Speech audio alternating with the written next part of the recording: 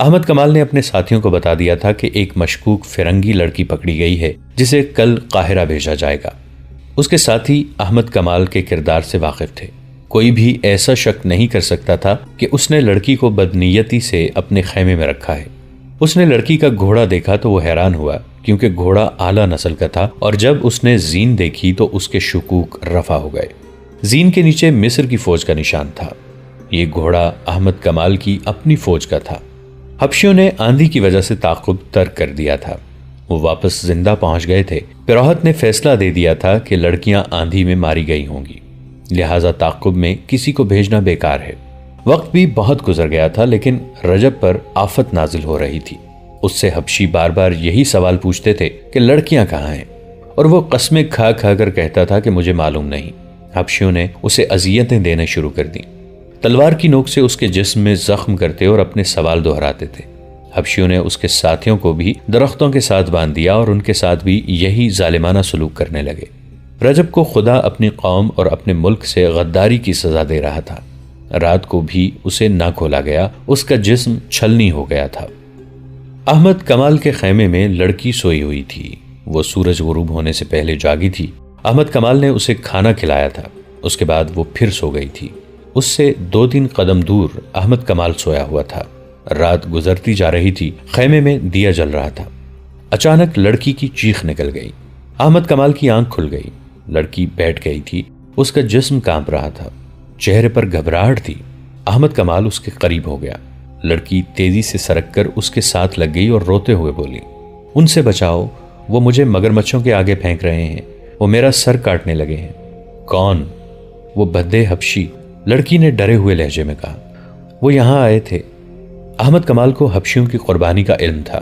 اسے شک ہوا کہ اسے شاید قربانی کے لیے لے جایا جا رہا تھا۔ اس نے لڑکی سے پوچھا تو لڑکی نے بازو احمد کمال کے گلے میں ڈال دیے۔ کہنے لگی، مت پوچھو، میں خواب دیکھ رہی تھی۔ احمد کمال دیکھ رہا تھا کہ وہ تو بہت ہی ڈری ہوئی ہے۔ اس نے اسے تسلیاں دیں اور یقین دلایا کہ یہاں اسے اٹھانے کے لیے کوئی نہیں آئے گا۔ لڑکی نے کہا، میں سو نہیں سکوں گی، تم میرے ساتھ باتیں نہیں کر سکتے؟ میں اکیلی جاگ نہیں سکوں گی، میں پاگل ہو جاؤں گی۔ احمد کمال نے کہا، میں تمہارے ساتھ جاگتا رہوں گا۔ اس نے لڑکی کے سر پر ہاتھ پھیر کر کہا، جب تک تم میرے پاس ہو تمہیں ڈرنے کی ضرورت نہیں۔ اس نے اس پر عمل بھی کر کے دکھا دیا۔ لڑکی کے ساتھ اس نے حبشیوں کے متعلق یا اس کے متعلق کوئی بات کی نہ ہی پوچھی۔ اسے ترکی اور مصر کی باتیں سناتا رہا۔ لڑکی اس کے ساتھ لگی بیٹھی رہی۔ احمد کمال کا لب و لہجہ شگفتہ تھا۔ اس نے لڑکی کا خوف دور کر دیا اور لڑکی سو گئی۔ لڑکی کی آنکھ کھلی تو صبح طلوع ہو رہی تھی۔ اس نے دیکھا کہ احمد کمال نماز پڑھ رہا تھا۔ وہ اسے دیکھتی رہی۔ احمد کمال نے دعا کے لیے ہاتھ اٹھائے اور آنکھیں بند کر لیں۔ لڑکی اس کے چہرے پر نظریں جمائے بیٹھی رہی۔ احمد کمال فارغ ہوا تو لڑکی نے پوچھا، تم نے خدا سے کیا مانگا تھا؟ بدی کے مقابلے کی ہمت، احمد کمال نے جواب دیا۔ تم نے خدا سے کبھی سونا اور خوبصورت بیوی نہیں مانگی؟ یہ دونوں چیزیں خدا نے بغیر مانگے مجھے دے دی تھی، احمد کمال نے کہا، لیکن ان پر میرا کوئی حق نہیں۔ یہ شاید خدا نے میرا امتحان لینا چاہا تھا۔ تمہیں یقین ہے کہ خدا نے تمہیں بدی کا مقابلہ کرنے کی ہمت دی ہے؟ تم نے دیکھا نہیں؟ احمد کمال نے جواب دیا، تمہارا سونا اور تمہارا حسن مجھے اپنی راہ سے ہٹا نہیں سکے۔ یہ میری کوشش اور اللہ کی دین ہے۔ کیا خدا گناہ معاف کر دیا کرتا ہے؟ لڑکی نے پوچھا۔ ہاں، ہمارا خدا گناہ معاف کر دیا کرتا ہے، احمد کمال نے جواب دیا۔ شرط یہ ہے کہ گناہ بار بار نہ کیا جائے۔ لڑکی نے سر جھکا لیا۔ احمد کمال نے جب اس کی سسکیاں سنی تو اس کا چہرہ اوپر اٹھایا۔ وہ رو رہی تھی۔ لڑکی نے احمد کمال کا ہاتھ پکڑ لیا اور اسے کئی بار چوما۔ احمد کمال نے اپنا ہاتھ کھینچ لیا۔ لڑکی نے کہا، آج ہم جدا ہو جائیں گے تو مجھے قاہرہ بھیج دو گے۔ میں اب آزاد نہیں ہو سکوں گی۔ میرا دل مجبور کر رہا ہے کہ تمہیں بتا دوں کہ میں کون ہوں اور کہاں سے آئی ہوں، پھر تمہیں بتاؤں گی کہ میں اب کیا ہوں۔ ہماری روانگی کا وقت ہو گیا ہے، احمد کمال نے کہا۔ میں خود تمہارے ساتھ چلوں گا۔ میں اتنی نازک اور اتنی خطرناک ذمہ داری کسی اور کو نہیں سونپ سکتا۔ یہ نہیں سنو گے کہ میں کون ہوں اور کہاں سے آئی ہوں؟ اٹھو، احمد کمال نے کہا۔ یہ سننا میرا کام نہیں۔ وہ خیمے سے باہر نکل گیا۔ کچھ دیر بعد قاہرہ کی سمت 6 گھوڑے جا رہے تھے۔ ایک پر احمد کمال تھا، اس کے پیچھے دوسرے گھوڑے پر لڑکی تھی۔ اس کے پیچھے پہلو بپہلو 4 گھوڑے محافظوں کے تھے اور ان کے پیچھے ایک اونٹ جس پر سفر کا سامان، پانی اور خوراک وغیرہ تھی جا رہا تھا۔ قاہرہ تک کم و بیش 36 گھنٹوں کا سفر تھا۔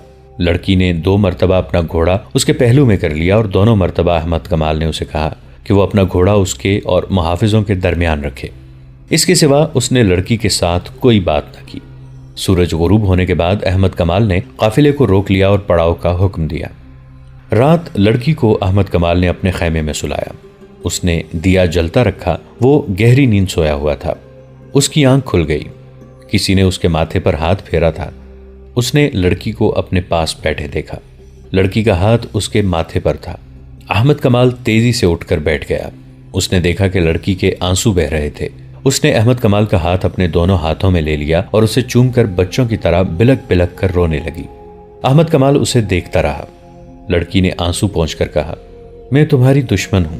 تمہارے ملک میں جاسوسی کے لیے اور تمہارے بڑے بڑے حاکموں کو آپس میں لڑانے کے لیے اور صلاح الدین ایوبی کے قتل کا انتظام کرنے کے لیے فلسطین سے آئی ہوں، لیکن اب میرے دل سے دشمنی نکل گئی ہے۔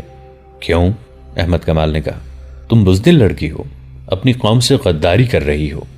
سولی پر کھڑے ہو کر بھی کہو کہ میں صلیب پر قربان ہو رہی ہوں۔ اس کی وجہ سن لو۔ اس نے کہا، تم پہلے مرد ہو جس نے میرے حسن اور میری جوانی کو قابل نفرت چیز سمجھ کر ٹھکرایا ہے، ورنہ کیا اپنے کیا بیگانے مجھے کھلونا سمجھتے رہے۔ میں نے بھی اسی کو زندگی کا مقصد سمجھا کہ مردوں کے ساتھ کھیلو، دھوکے دو اور عیش کرو۔ میری تربیت ہی اسی مقصد کے تحت ہوئی تھی۔ جسے تم لوگ بے حیائی کہتے ہو وہ میرے لیے ایک فن ہے، ایک ہتھیار ہے۔ مجھے نہیں معلوم کہ مذہب کیا ہے اور خدا کے احکام کیا ہیں، صرف صلیب ہے جس کے متعلق مجھے بچپن میں ذہن نشین کرایا گیا تھا کہ یہ خدا کی دی ہوئی نشانی ہے اور یہ عیسائیت کی عظمت کی علامت ہے، اور یہ کہ ساری دنیا پر حکمرانی کا حق صرف صلیب کے پجاریوں کو حاصل ہے، اور یہ کہ مسلمان صلیب کے دشمن ہیں۔ اگر انہیں زندہ رہنا ہے تو صلیبیوں کے قدموں میں رہ کر زندہ رہیں۔ میں انہی چند ایک باتوں کو مذہب کے بنیادی اصول سمجھتی رہی۔ مجھے مسلمانوں کی جڑیں کاٹنے کی تربیت دی گئی تو اسے بھی مذہبی فریضہ کہا گیا۔ کیا تم ایک سالار رجب کو جانتے ہو؟ لڑکی نے پوچھا۔ وہ خلیفہ کے محافظ دستوں کا سالار ہے، احمد کمال نے کہا۔ وہ بھی سوڈانیوں کے حملے کی سازش میں شامل تھا۔ اب کہاں ہے؟ معلوم نہیں، احمد کمال نے کہا۔ مجھے صرف یہ حکم ملا ہے کہ رجب فوج سے بگھوڑا ہو گیا ہے۔ جہاں کہیں نظر آئے اسے پکڑ لو اور بھاگے تو تیر مارو اور اسے ختم کر دو۔ میں بتاؤں وہ کہاں ہے؟ لڑکی نے کہا۔ وہ سوڈان میں حبشیوں کے پاس ہے۔ وہاں ایک خوشنما جگہ ہے، وہاں حبشی لڑکیوں کو دیوتا کے آگے قربان کرتے ہیں۔ رجب وہاں ہے، میں جانتی ہوں، وہ فوج کا بگھوڑا ہے۔ ہم 3 لڑکیاں اس کے ساتھ فلسطین سے آئی تھیں۔ باقی 2 کہاں ہیں؟ لڑکی نے آہ بھری اور کہا، وہ مر گئی ہیں، انہی کی موت نے مجھے بدل ڈالا ہے۔ لڑکی نے احمد کمال کو ایک لمبی کہانی کی طرح سنایا کہ وہ کس طرح فلسطین سے رجب کے ساتھ آئی تھی، کس طرح حبشیوں نے ان سے 2 لڑکیوں کو دیوتا کے نام پر ذبح کرنا چاہا تھا اور رجب انہیں بچا نہ سکا، اور کس طرح وہ وہاں سے بھاگیں اور راستے میں 2 لڑکیاں کس طرح آندھی میں ماری گئیں۔ اس نے کہا، میں اپنے آپ کو شہزادی سمجھتی تھی، میں نے بادشاہوں کے دلوں پر حکمرانی کی ہے، میں نے کبھی سوچا بھی نہ تھا کہ خدا بھی ہے اور موت بھی ہے۔ مجھے گناہوں میں ڈبویا گیا، میں ڈوبتی چلی گئی۔ عجیب لذت تھی اس ڈوبنے میں، مگر مجھے وہ مگرمچھ دکھائی گئے جن کے آگے ذبح کی ہوئی لڑکیوں کے جسم پھینکے جاتے تھے۔ مگرمچھ پانی کے کنارے سوئے ہوئے تھے، ان کے بھدے اور مکروہ جسم دیکھ کر میں کانپ گئی۔ وہ میرے اس جسم کو جس نے بادشاہوں کے سر جھکائے تھے ان مگرمچھوں کی خوراک بنانا چاہتے تھے۔ میں نے وہ بدصورت سیاہ کالے حبشی دیکھے جو میرا سر میرے جسم سے الگ کرنے کے لیے آ گئے تھے۔ موت کے پروں کی آواز مجھے سنائی دینے لگی تھی۔ میری رگ رگ بیدار ہو گئی۔ میرے اندر سے مجھے آواز سنائی دی کہ اپنے حسن اور اتنے دل نشین جسم کا انجام دیکھ۔ ہم جان کی بازی لگا کر اپنے گھر سے نکلی تھیں۔ ہمیں یہ کہہ کر رجب کے ساتھ فلسطین بھیجا گیا تھا کہ یہ شخص ہماری حفاظت کرے گا، لیکن اس شخص نے میرے ساتھ دست درازی کی۔ ہم وہاں سے بھاگیں، آندھی میں گھوڑے بے قابو ہو کر بھاگ اٹھے۔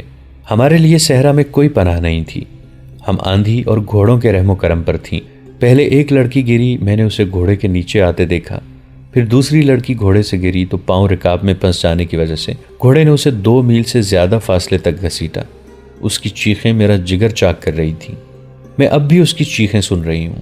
جب تک زندہ رہوں گی یہ چیخیں چلتی رہیں گی۔ پھر وہ لڑکی کی لاش بن گئی۔ گھوڑا ساتھ ساتھ دوڑتا رہا مگر میرے قابو میں نہیں تھا۔ وہ لڑکی بھی اپنے گھوڑے کے ساتھ پیچھے رہ گئی۔ میں اب اکیلی تھی۔ مجھے خدا نے ان 2 لڑکیوں کو مار کر بتا دیا تھا کہ میرا انجام کیا ہوگا۔ وہ مجھ سے بھی زیادہ خوبصورت اور شوخ تھیں۔ ان میں حسن کا غرور بھی تھا۔ انہوں نے بھی بادشاہوں کو انگلیوں پر نچایا تھا، مگر ایسی بھیانک موت مری کہ کسی کو خبر تک نہ ہوئی۔ اب وہ ریت کی گمنام قبروں میں سو گئی ہیں۔ میں اکیلی رہ گئی۔ آندھی کے زناٹے موت کے قہقہے بن گئے۔ مجھے اپنے سر کے اوپر آگے پیچھے دائیں اور بائیں چڑیلیں، بدروہیں، بھوت اور موت کے قہقہے سنائی دے رہے تھے۔ میں بدھو اور بے وقوف لڑکی نہیں ہوں۔ دماغ روشن ہے۔ میں نے جان لیا کہ خدا نے مجھے گناہوں کی سزا دی ہے۔ ایسی ہیبت ناک موت اور ایسی ہولناک آندھی وہ تم نے بھی دیکھی ہے۔ مجھے خدا یاد آ گیا۔ میں نے خدا کو بلند آواز سے پکارا، رو رو کر گناہوں سے توبہ کی اور معافی مانگی، اور پھر میں بے ہوش ہو گئی۔ جب ہوش میں آئی تو میں تمہارے قبضے میں تھی۔ تمہاری گوری رنگت دیکھ کر میں خوش ہوئی کہ تم یورپی ہو اور میں فلسطین میں ہوں۔ اسی دھوکے میں نے اپنی زبان میں پوچھا تھا کہ کیا میں فلسطین میں ہوں۔ جب مجھے پتہ چلا کہ میں مسلمانوں کے قبضے میں ہوں تو میرا دل بیٹھ گیا۔ میں آندھی سے بچ کر اپنے دشمن کے قبضے میں آ گئی تھی۔ مسلمانوں کے متعلق مجھے بتایا گیا تھا کہ عورتوں کے ساتھ درندوں جیسا سلوک کرتے ہیں، لیکن تم نے میرے ساتھ وہ سلوک کیا جس کی مجھے توقع نہیں تھی۔ تم نے سونا ٹھکرا دیا اور تم نے مجھے بھی ٹھکرا دیا۔ میں اس قدر خوفزدہ تھی کہ میں کہتی تھی کہ خواہ کوئی مل جائے مجھے پناہ دے دے اور مجھے سینے سے لگا لے۔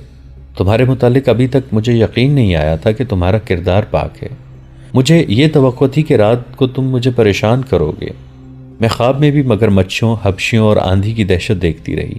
میں ڈر کر اٹھی تو تم نے مجھے اپنے سینے سے لگا لیا اور بچوں کی طرح مجھے کہانیاں سنا کر میرا خوف دور کیا، اور جب رات گزر گئی تو میں نے جاگتے ہی تمہیں خدا کے آگے سجدے میں دیکھا۔ تم نے جب دعا کے لیے ہاتھ اٹھائے اور آنکھیں بند کر لی تھیں، اس وقت تمہارے چہرے پر مسرت، سکون اور نور تھا۔ میں اس شک میں پڑ گئی کہ تم انسان نہیں، فرشتہ ہو۔ کوئی انسان سونے اور مجھ جیسی لڑکی سے منہ نہیں موڑ سکتا۔ میں نے تمہارے چہرے پر جو سکون اور مسرت دیکھی تھی اس نے میرے آنسو نکال دیے۔ میں تم سے پوچھنا چاہتی تھی کہ یہ سکون تمہیں کس نے دیا ہے۔ میں تمہارے وجود سے اتنی متاثر ہوئی کہ میں نے تمہیں دھوکے میں رکھنا بہت بڑا گناہ سمجھا۔ میں تمہیں یہ کہنا چاہتی تھی کہ میں تمہیں اپنے متعلق ہر ایک بات بتا دوں گی۔ اس کے عوض مجھے یہ کردار اور یہ سکون دے دو، اور میرے دل سے وہ دہشت اتار دو جو مجھے بڑی ہی تلخ اذیت دے رہی ہے۔ مگر تم نے میری بات نہ سنی۔ تمہیں فرض عزیز تھا۔ اس نے احمد کمال کے دونوں ہاتھ پکڑ لیے اور کہا، تم شاید اسے بھی دھوکہ سمجھو، لیکن میرے دل کی بات سن لو۔ میں تم سے جدا نہیں ہو سکوں گی۔ میں نے کل تمہیں گناہ کی دعوت دیتے ہوئے کہا تھا کہ مجھے اپنی لونڈی سمجھو، مگر اب میں ساری عمر کے لیے تمہارے قدموں میں بیٹھی رہوں گی۔ مجھے اپنی لونڈی بنا لو اور اس کے عوض مجھے وہ سکون دے دو جو میں نے نماز کے وقت تمہارے چہرے پر دیکھا تھا۔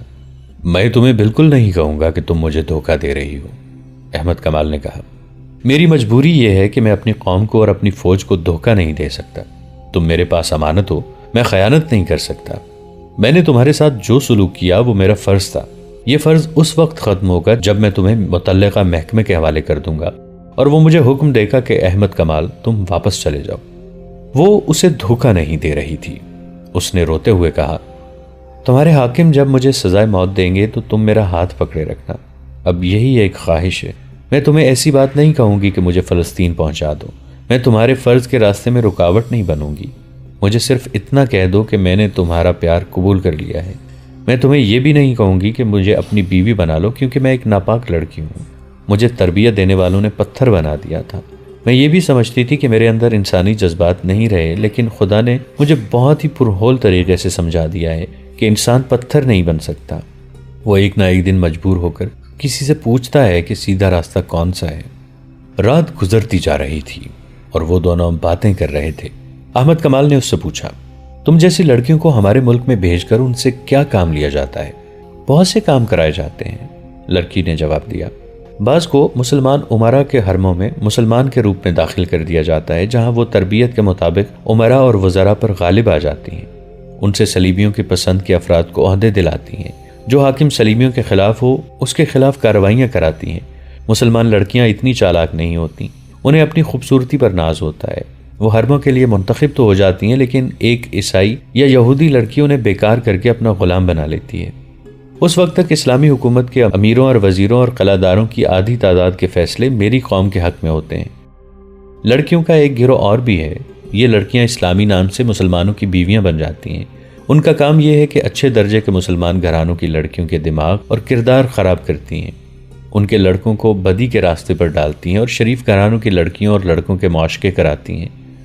مجھ جیسی صلیبی لڑکیاں چوری چھپے تمہارے ایسے حاکموں کے پاس آتی ہیں جو ہمارے ہاتھ میں کھیل رہے ہوتے ہیں۔ ان حاکموں کو سونے کے سکوں کی صورت میں معاوضہ ملتا رہتا ہے۔ وہ مجھ جیسی لڑکیوں کو حفاظت میں ایسے طریقے سے رکھتے ہیں جن سے ان پر ذرا سا شک بھی نہیں ہوتا۔ یہ لڑکیاں اعلیٰ درجے کے حاکموں کے درمیان رقابت اور غلط فہمیاں پیدا کرتی ہیں اور صلاح الدین ایوبی اور نور الدین زنگی کے خلاف ناپسندیدگی پیدا کرتی ہیں۔ مجھے 2 لڑکیوں کے ساتھ اسی کام کے لیے رجب کے حوالے کیا گیا تھا۔ وہ اسے صلیبیوں کی درپردہ کارروائیوں اور مسلمانوں کی ایمان فروشی کی تفصیل سناتی رہی اور احمد کمال سنتا رہا۔ دوسرے دن سورج غروب ہونے سے بہت پہلے یہ قافلہ قاہرہ پہنچ گیا۔ احمد کمال علی بن سفیان کے پاس گیا اور اسے لڑکی کے متعلق تمام تر رپورٹ دے کر لڑکی اس کے حوالے کر دی۔ اس نے یہ بھی بتایا کہ رجب حبشیوں کے پاس ہے اور اس نے اس جگہ کو اڈا بنا رکھا ہے جہاں حبشی لڑکی کی قربانی دیا کرتے تھے۔ احمد کمال نے یہ بھی کہا کہ اسے حکم دیا جائے تو وہ رجب کو زندہ یا مردہ وہاں سے لا سکتا ہے۔ علی بن سفیان نے ایسا حکم نہ دیا کیونکہ اس مقصد کے لیے اس کے پاس تربیت یافتہ فوجی تھے۔ احمد کمال نے وہ طریقہ بتا دیا جس سے رجب تک پہنچا جا سکتا تھا۔ اس نے یہ طریقہ لڑکی کی سنائی ہوئی باتوں کے مطابق سوچا تھا۔ علی بن سفیان پہلے ہی ایک پارٹی سوڈان بھیج چکا تھا۔ اس نے لڑکی سے تفتیش کرنے سے پہلے 4 نہایت ذہین کماندار بلائے اور انہیں احمد کمال کے حوالے کر کے حکم دیا کہ اس کے مطابق وہ سوڈان فوراً چلے جائیں اور رجب کو لانے کی کوشش کریں۔ اس نے احمد کمال کو واپسی سے پہلے آرام کے لیے بھیج دیا اور لڑکی کو اپنے پاس بلایا۔ لڑکی سے اس نے پہلا سوال کیا تو لڑکی نے جواب دیا، احمد کمال میرے سامنے بیٹھا رہے گا تو جو پوچھو گے بتا دوں گی، ورنہ زبان نہیں کھولوں گی، خواہ جلاد کے حوالے کر دو۔ علی بن سفیان نے احمد کمال کو بلا کر اس کے سامنے بٹھا دیا۔ لڑکی نے مسکرا کر بولنا شروع کر دیا۔ اس نے کچھ بھی نہ چھپایا اور آخر میں کہا، مجھے سزا دینی ہے تو میری ایک آخری خواہش پوری کر دو، میں احمد کمال کے ہاتھ سے مرنا چاہتی ہوں۔ اس نے تفصیل سے سنا دیا کہ وہ احمد کمال کی مرید کیوں بن گئی ہے۔ علی بن سفیان نے لڑکی کو قید میں ڈالنے کی بجائے احمد کمال کی تحویل میں رہنے دیا اور سلطان ایوبی کے پاس چلا گیا۔ اسے لڑکی کا سارا بیان سنایا۔ اس نے کہا، آپ کا معتمد فیض الفاطمی ہمارا دشمن ہے، لڑکیوں کو اس کے پاس آنا تھا۔ سلطان ایوبی کا فوری رد عمل یہ تھا، وہ جھوٹ بکتی ہے، تمہیں گمراہ کر رہی ہے، فیض الفاطمی ایسا حاکم نہیں۔ امیر محترم، آپ بھول گئے ہیں کہ وہ فاطمی ہے، علی بن سفیان نے کہا۔ آپ شاید یہ بھی بھول گئے ہیں کہ فاطمی اور فدائیوں کا گہرا رشتہ ہے، یہ لوگ آپ کے وفادار ہو ہی نہیں سکتے۔ سلطان ایوبی گہری سوچ میں کھو گئے۔ دوستو، آج کے لیے اتنا ہی۔ اسی کہانی کی اگلی قسط کے ساتھ بہت جلد حاضر ہوں گے۔ نیچے کامنٹ سیکشن میں اپنی رائے کا اظہار ضرور کیجیے گا۔ ہمارے اس چینل کو سبسکرائب کر کے نیچے موجود بیل آئیکن کو بھی ضرور کلک کیجیے گا۔ اگلی ملاقات تک کے لیے ہمارا اور آپ کا اللہ نگہبان۔